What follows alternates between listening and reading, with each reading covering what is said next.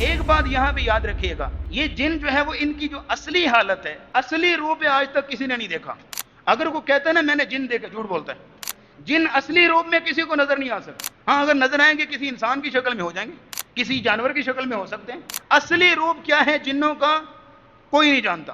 اور پھر یہ ہے کہ جو ہم نے تصویریں بنائی ہوئی ہیں سارے ہمارے تصورات ہیں، بڑی ڈراؤنی قسم کی شکلیں بنائی ہوتی ہیں کہ یہ جن ایسے ہوتا ہے، نہیں ہو سکتا ہے جن ہم سے بھی زیادہ خوبصورت ہوں، ہم سے زیادہ اچھے ہوں، یہ تو اللہ بہتر جانتا نا۔ ان کا اصلی روپ آج تک کسی نے نہیں دیکھا۔ ہمیں دیکھ سکتے ہیں، ہم ان کو نہیں دیکھ سکتے۔